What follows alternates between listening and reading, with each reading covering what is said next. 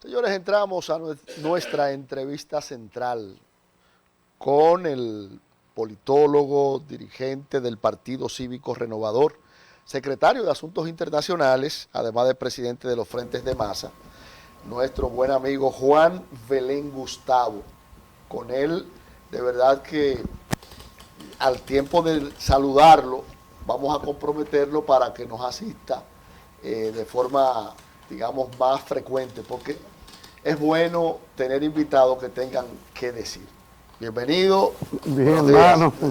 Ustedes dos leyendas de la comunicación. No leyendas, no son tan viejos, pero... No leyendas. No Mire, ministro, amigo Juan, como el tiempo está hoy ralentizado, vamos a hacer un análisis ahí sintético y preciso sobre la crisis de estos últimos días en América Latina, Perú, Nicaragua, Cuba, las elecciones en Colombia, en fin, esta crisis que se presenta de representación, de imagen, de la segunda vuelta, de impugnación electoral, es un elemento que preocupa hoy a las democracias en América Latina. Y que yo le agrego, más que crisis, digamos, este cambio. Perfecto. Y mudarse, digamos, hacia la llamada derechización.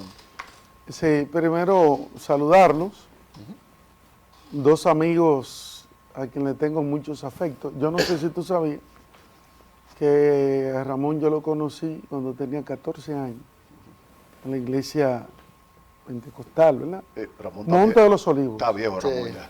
No, muchacho. Pero Ramón siempre dio señales de liderazgo.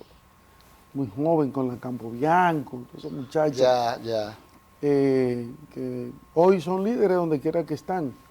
Y este matinal, que debí llegar más temprano, pero hubo una falla de vehículo, pero no, me siento muy bien. Mira, la palabra crisis es como, es un término a interpretar.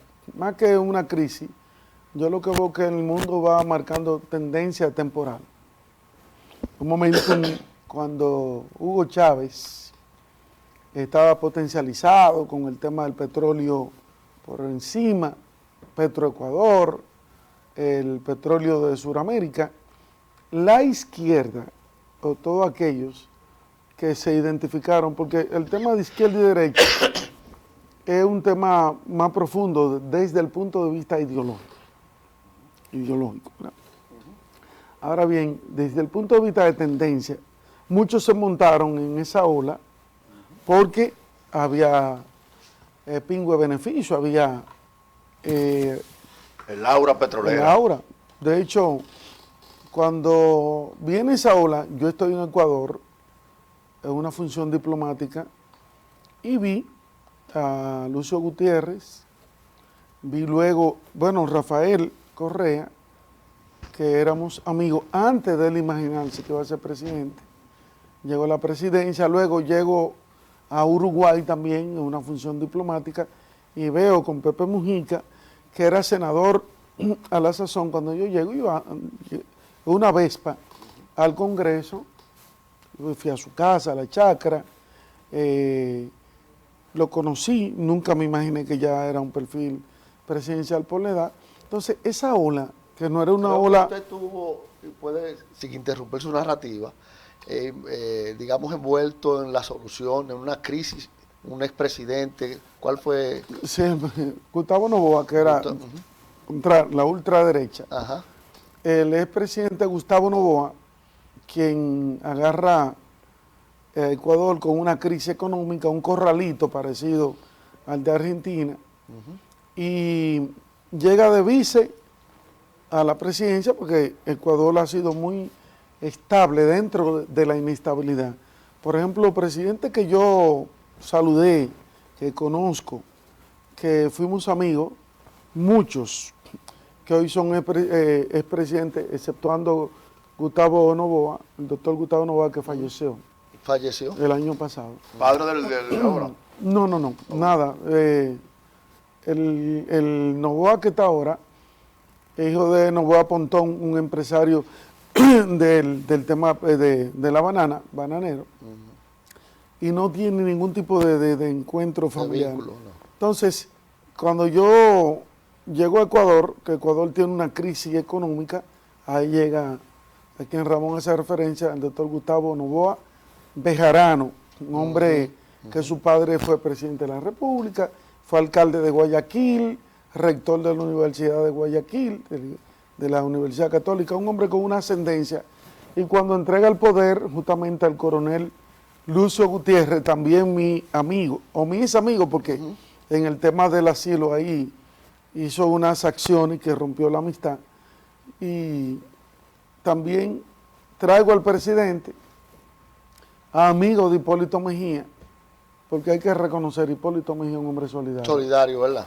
Y eso de que los expresidentes no se molestan, no es una leyenda, no es una narrativa, no, es que Hipólito tiene esa concepción. Por eso cuando su amigo, el expresidente Gustavo Noboa, sale del poder, él me da instrucciones para que le dé una protección diplomática, y al efecto vino aquí, duró un año, le encantó este país, estoy enamorado de ahí. Cuando llego, antes de llegar a Ecuador, Hipólito me hizo un movimiento, me manda para Uruguay por razones de que tuve que enfrentar los militares de ese gran país que quiero bastante. Yo siempre digo que mi segunda patria, México la tercera por mi incidencia ahí, y finalmente llegó al país, se resolvió, la Suprema Corte entendió que no tenía ningún compromiso de corrupción, y lo liberó. Pero mira, en el giro de cómo la izquierda tuvo como una ola, un efecto dominó, y hoy los países se van moviendo hacia la derecha, como tú dices, es una realidad. Exceptuando algunos países, por ejemplo Uruguay, Brasil, donde Lula tiene un liderazgo. Y México. El hartazgo, Y México con la Sheinbaum. el hartazgo, digamos, hacia la izquierda, ¿a qué elemento? ¿Siempre son temas económicos fundamentalmente?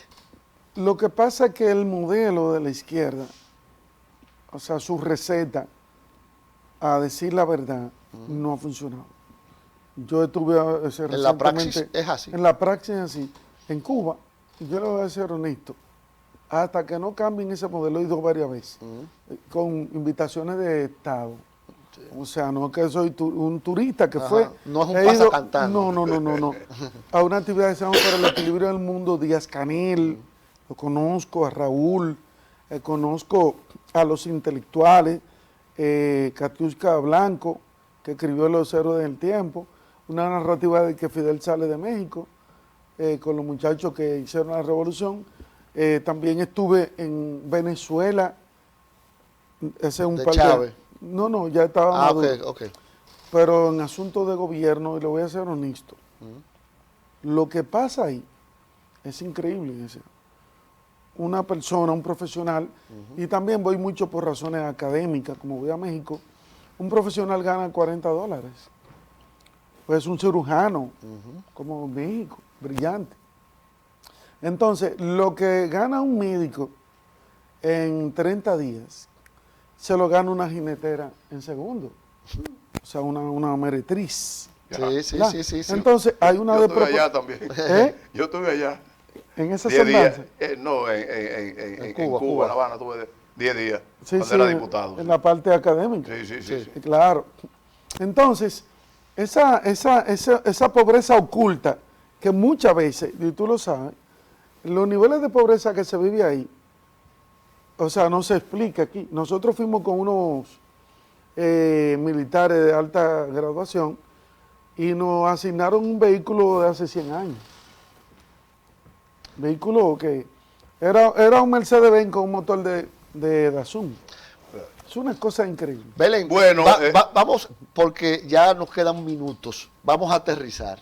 Tu organización política. Cívico Renovador. Sí.